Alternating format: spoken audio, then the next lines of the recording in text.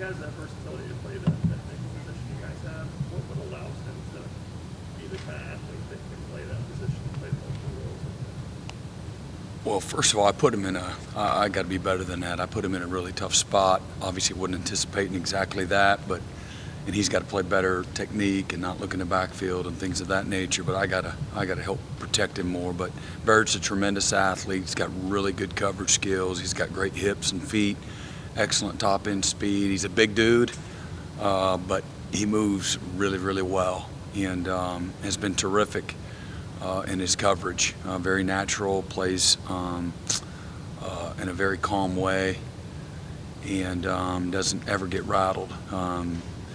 Very rarely does he ever make the same mistake twice, and can play. Just got a really good natural feel for the game, and so it's just a really good football player. Can do, like I said, his skill set's just very versatile, with length, size. Can play the A gap, but he can play in the post very, very naturally. But I got to do a better job of helping him in that situation. I put him in a tough spot. He said he watched Isaiah and Dorian a lot before he came here. Do you see eventually him being able to use kind of that same way against his career? Yeah, in some ways we have already, but for sure, he's a very versatile guy, and a year from now, looking at again our group and who's leaving and things like that, he can do a lot of different stuff. So I can play to everybody's strengths and utilize his skill set as well. After watching film, how would you diagnose the way things seem to break down in the second quarter? Yeah, I mean, again, things started obviously very well. First, five drives, and really got in a really good rhythm. And I think the sixth drive, the first touchdown drive before half. Again, it was a methodical drive where, again, they're a very precise, veteran, experienced team, and we would have some really good plays within the drive, and then some of it they made some plays. I take nothing away from them, but we made some mistakes. Whether it's letting them run the ball on 1st and 10, we misfit a run, or again lost leverage in coverage, or didn't play an empty set well enough, but it got us on our heels, and they make a nice play on 3rd and 6, 3rd and 7. Nolan's in really good tight coverage, and just had outside leverage and slightly lost the leverage, and then just within a fingernail makes a nice play. And that's what good players will do. Whether it's the receiver, the quarterback, they did a nice job there. And so again, having a 13-play drive, and we go right back on the field again, and just again second. I think the penalty on second and extra long was really the dagger there. It's incomplete. It's going to be 3rd and 18. They were 0 for 3 or 0 for 4 on 3rd and extra long anyway, and we give them a first down and 15 yards, and we made just a handful of critical mistakes. This game will punish you for a lack of precision, lack of fundamentals, lack of details, and Pitt's good enough to expose you, and they did. We had to miss signal on another, supposed to be in cover 2, and we played man, and they run the throwback, and we're not there. The safety ends up making the tackle, but another big play, just a critical mistake, and at the wrong time. Sometimes you can overcome them, and unfortunately we took, just thinking the worst case scenario, you go into half at 7-7 on the road against Pitt, and you miss some opportunities. You really feel good, and just right now we're just not. There's not as much margin for error for us, and we made some critical mistakes on that last drive before half. That was really a tough one, but at the end of the day, it's still 14-7, and did not think we came out in the second half. Offense goes out, and next thing you know, it's 21-7. I did not think we responded. We've responded all year, and I just Didn't have the same level of juice, the intensity, the precision, the toughness, the coaching, all of it. That last quarter and a half, we didn't match what Pitt had. They smelled blood, and we were too worried about the wound, instead of playing through it, coaching through it. They're a good team though. It's an experienced team, and again we just did not respond. The latter part of that game like we have, and you can lay out a million excuses. None of them are worth a flip, but we need to be more precise, more physical, and again more determined, more mentally tough, physically tough. Got to put them in better spots to help them respond, and because it's really within the victory was still within arm's reach, and we just Pitt did a great job of holding us at bay. Evan was saying that the last drive was really frustrating, was not to get the ball Sure, back. yeah. Was that guy worn down at that point? I don't know, worn down. Just again, everybody kind of really, it's you go back and you watch it, and everybody we hit it. Everybody had their turn. Maybe somebody got knocked out of a gap. We misfit it with a safety, misfit it with a backer. We're in the fit, and then we spin out of it. It's like then we're trying to do too much, do somebody else's job, so I'm in the wrong fit, and there's nobody in the other gap. And again, there's simple discipline stuff that is frustrating for the players too. Not doing the little things, and then next thing you know, somebody tries to overcompensate for somebody, and you've been doing it long enough, that happens, and it happened at a bad time. That was and then we stop them on third down, and then we get a penalty, and so that's we got exactly what we deserved at the end of the day. What do you say to turn the page in meetings? Yeah, like you do every week. You turn the page every week. So the narrative isn't any different, You don't have to go in there and reinvent the wheel and have some great motivational speech. You coach and you play the game because you love it. You're competitive. You're tough. You have a system. You have a process on how you prepare and get ready week in and week out. And, again, you hope that you recruit the right kind of guys that have the same kind of vision and love and appreciation for the opportunity to play. Ask those 14 or 15 guys that can't play anymore, how much they wish they could. So, you do like you do. Even in victory, there's struggle, there's mistakes, there's issues, and so you got to work through those. And this is actually an easier time to correct and teach and get better through struggle and through loss. That meeting room will be, you can hear a pin drop, trust me, as opposed to a 50-point win that you don't think you played very well, but you won anyway, or you win by one, and everybody feels great, and but it's what winners do, man. You respond. It's where again you really show who you are, what you're about. So it's a very real thing. It's like everybody in their own personal lives, your family life, your professional life. What do you do when you don't get the sale? What do you do when your wife leaves you? What do you do when you have an unexpected death in the family? What do you do when somebody has cancer? Those are real issues, and in our world, those are issues too. Different, levels. Somebody dying is a lot different than losing the game, like two different planets. But still, adversity, bad things happen, man. You respond, man.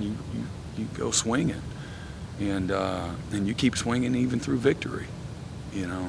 Winning is very hard. Being successful in whatever you do, read it, hear it, listen to it, interview it, being successful is very hard.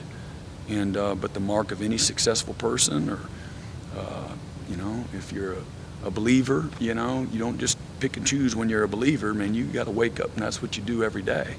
And so you're committed to that. Same thing when it comes to your job, or how you are as a father to your children. If you're something, you need to be consistent. You can't one time let them stay up to midnight on school night. Next night, hey man, get your butt to bed at 8, and expect everything's going to be great. So it's the same thing here, man. We got a 2 o'clock team meeting. We had a team meeting first, and we talk special teams, and we go to offense and defense, and then we split up and go position, and then here's a scouting report, and then you got to, everybody, all of us, perform better with structure typically. And so we got to provide the same kind of structure, the same kind of correction, the same kind of, I think one of the best things Coach Sweeney does as a leader of our program is, I mean, he inspires, he encourages, he corrects, he holds people accountable. But he does that all the time. And but he always finds the good and the bad, and he has a way of bringing out the best in everybody.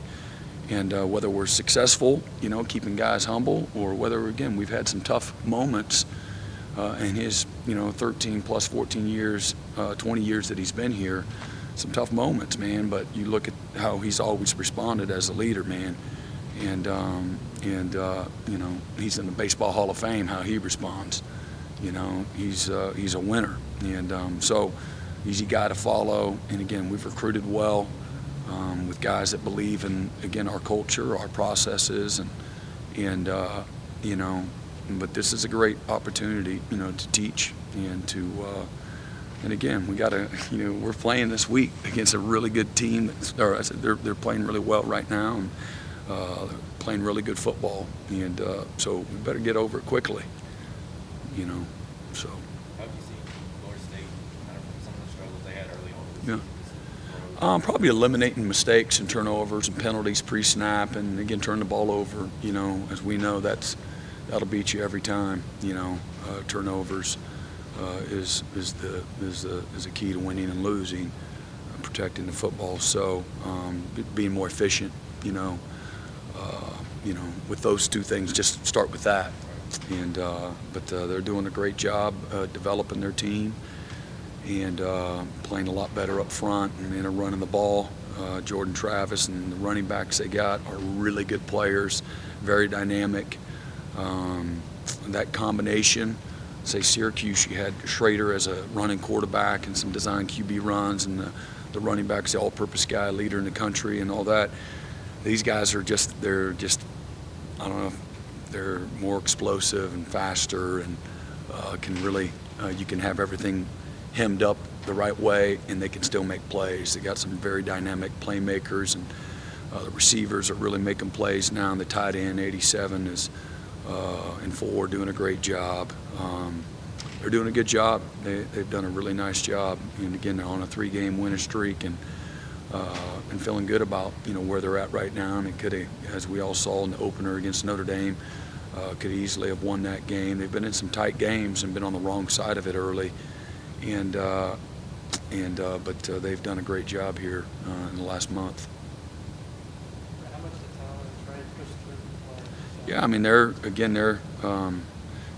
Tyler hadn't practiced in 5 weeks, so that showed at times. But man, what a tough guy, man! A guy that just cares. I'm talking about, if people only really knew how much guys care. I know is Matt Bockhorst. People have no idea what he's been through, and what a great leader he is. How well respected he is in this locker room, and it's easy to try to pick on different people.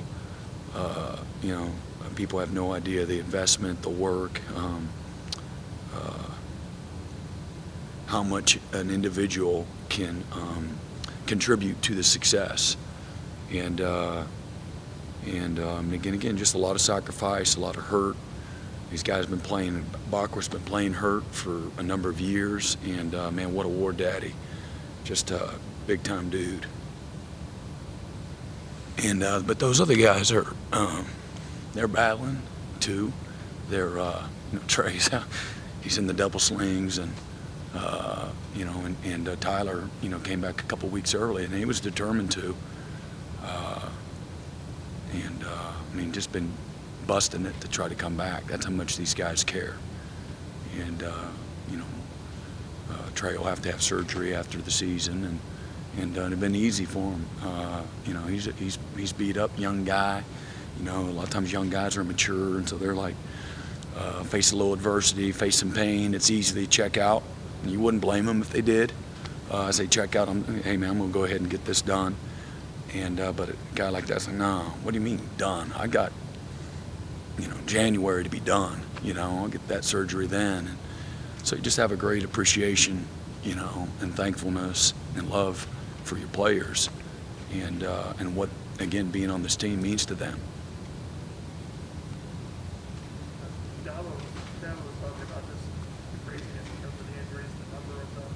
You talked about you go through tough times, maybe it's not as tough as you can remember during your time in terms of just the number of guys who have been, affected and just all the adversity. Yeah, and I can promise you, in the college football world, nobody feels sorry for us because we've been fortunate. We've been really fortunate.